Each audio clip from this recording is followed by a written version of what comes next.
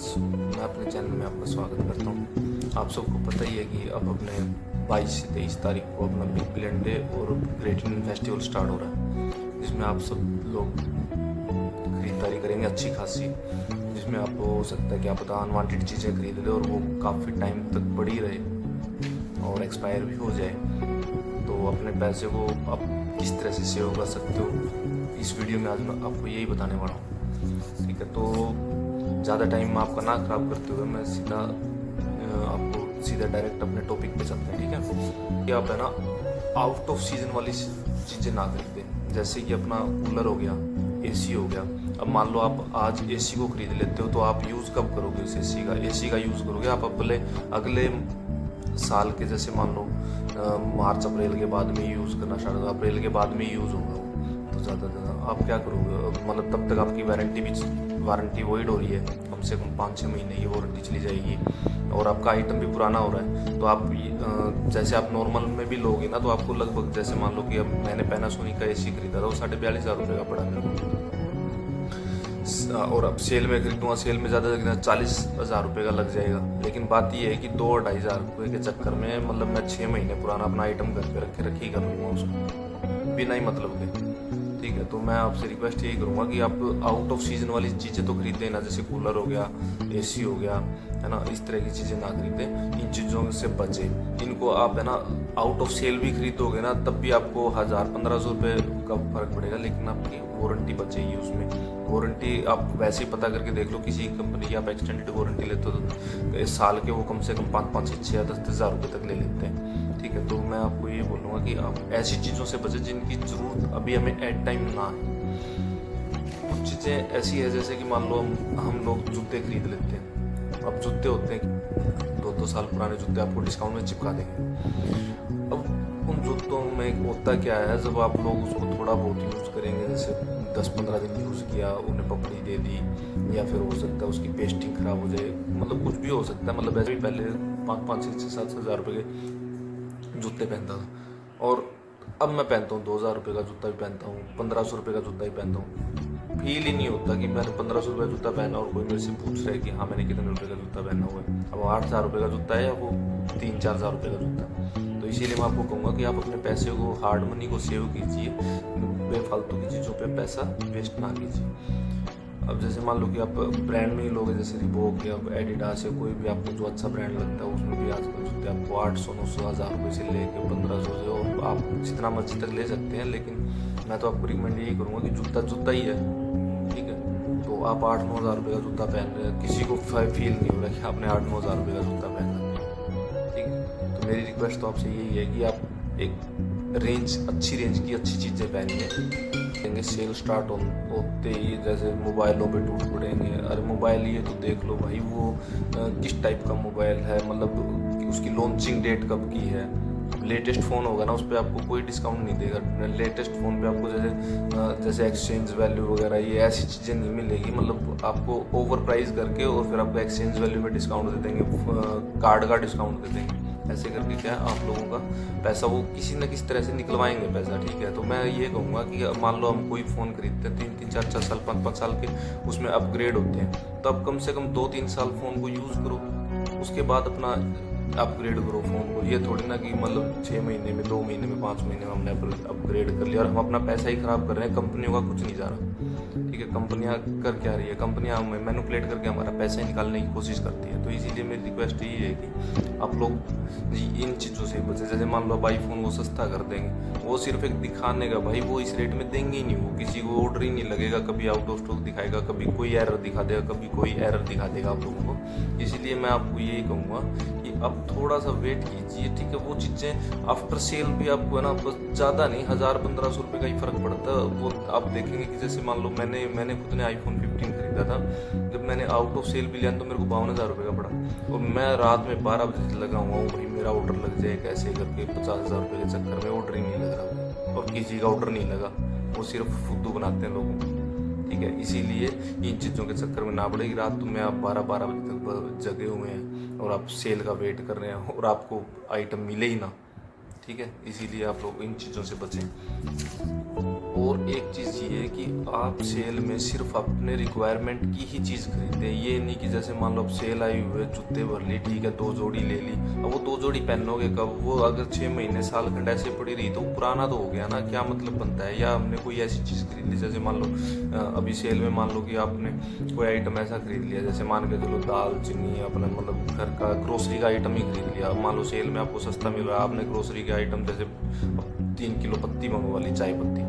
अब 3 किलो चाय पत्ती वो एकदम से थोड़ी ना यूज़ हो जाएगी भाई, कम से कम 1-1 किलो पत्ती का एक पैकेट ही कम से कम 2 से 3 महीने चलता है, ठीक है। तो आपने 3 किलो मंगवा लिया, 2 किलो मंगवा लिया, कोई मतलब ही नहीं बनता, वो एक्सपायर हो जाएगी पड़ी पड़ी, ठीक है। कितना ज़्यादा फर्क पड़ जाएगा? मैं बोल रहा हूँ कि आपका माइनर सा डिफरेंस है आउट ऑफ सेल और इस सेल में लेने का। मतलब और सेल बहुत चलती रहती है इनकी सेलें, उन सेल से खरीदो, बिग बिलियन डे से या फिर ग्रेट इंडियन से खरीदने की बजाय आप नॉर्मल किसी सेल से खरीदो। नॉर्मल सेल चलती है, जैसे अपना कोई भी रक्षाबंधन सेल आई थी पीछे, ऐसे कुछ करके जो 15 अगस्त सेल आई थी, इन सेल में खरीदोगे तो भी आपको कुछ ज़्यादा डिफरेंस नहीं पड़ेगा। और कार्ड का डिस्काउंट चलता ही रहता है, कोई ज़्यादा फर्क नहीं पड़ता।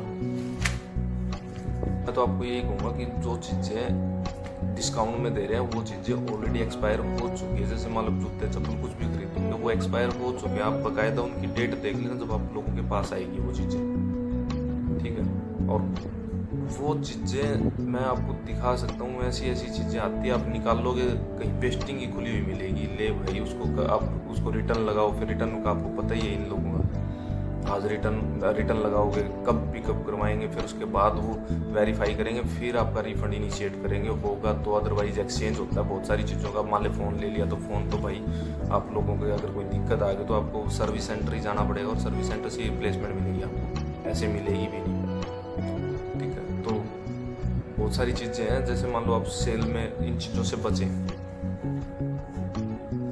अब जैसे मान लो आप एक और आइटम है, जैसे मान के चलो एक बैटरी है 18650 साइज़ की, जो कि लगभग अपने ब्लूटूथ स्पीकर वगैरह में कई चीज़ों में डलती है वो बैटरी।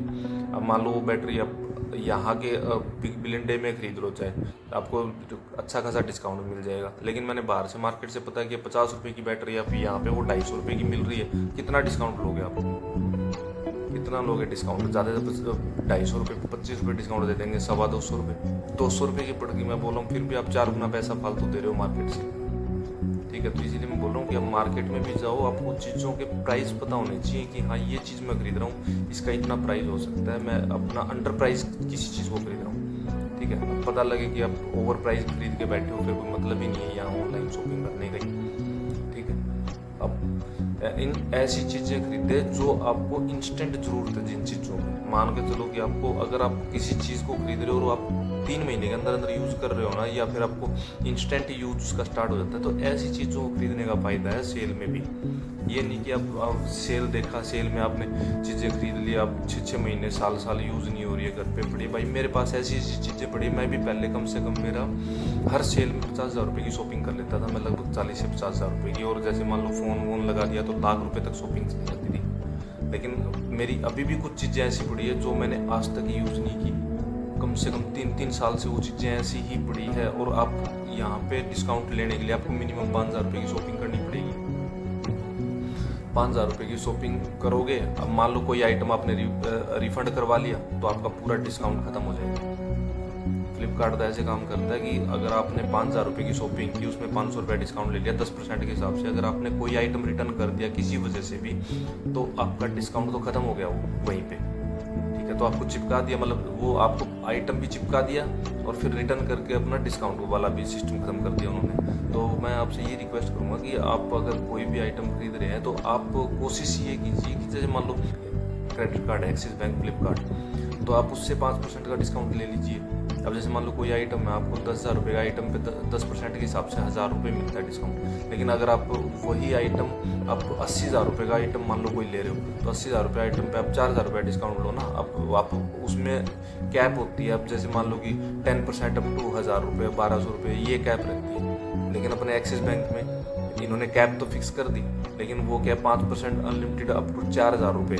तो 4,000 रुपये लिए आप 80,000 रुपये तक की शॉपिंग कर सकते हो। और उसमें कोई आपने सिंगल आइटम भी रिटर्न कर दिया ना, तो आपका वो डिस्काउंट नहीं जाने वाला कहीं भी। उसमें अगर 5% आपको मिला तो 5% फिक्स है, ठीक है। कोशिश कीजिए कि जो ओपन बॉक्स डिलीवरी वाले प्रोडक्ट है ना वो ही ज़्यादातर खरीदते हैं। अब मान लो कि मैंने एक बार खरीदा पिजन का एयर फ्रायर, अब उसमें क्या हुआ, एक बार खोला तो उसकी नोक टूटी हुई निकल गई। अब मान लो उसमें सीधा लिखा हुआ था कि आप ब्रांड से रिप्लेस करवा सकते हो, हम रिप्लेसमेंट मतलब फ्लिपकार्ट रिप्लेसमेंट भी नहीं दे रहा था। तो इसीलिए मैं आपको ये बोलूँगा कि अब मान लो उसका नोक टूटा हुआ था, अगर मैं वो बिना ओपन बॉक्स डिलीवरी करता, मतलब वो सीधी डिलीवरी होती, तो मैं वो ले लेता, और अगर बाद में टूटा हुआ निकलता तो मैं कंपनी के धक्के खाता रहता। तो मेरे कहने का मतलब ये है कि आप ओपन बॉक्स डिलीवरी वाले आइटम जितने भी है ना, आप कोशिश कीजिए कि ओपन बॉक्स डिलीवरी वाले आइटम को ही यहाँ से ऑर्डर करने की कोशिश करें, ठीक है। तो हो सकता है मेरी वीडियो से आपको थोड़ी बहुत हेल्प मिली हो, और गलती हो तो मुझे माफ़ करना, क्योंकि मैं इतना प्रोफेशनल नहीं हूँ वीडियो वगैरह बनाने में। तो मुझे जो लगता है कि ठीक है, मेरे को जानकारी दे देनी चाहिए, मैंने डायरेक्ट आपको जानकारी ही प्रोवाइड करवाई है। तो आप लोगों से यही रिक्वेस्ट है कि अगर आप लोगों को वीडियो थोड़ी सी पसंद आती है या आप लोग सपोर्ट करना चाहते तो चैनल को सब्सक्राइब करें। या अपना कीमती समय देने के लिए आपका धन्यवाद।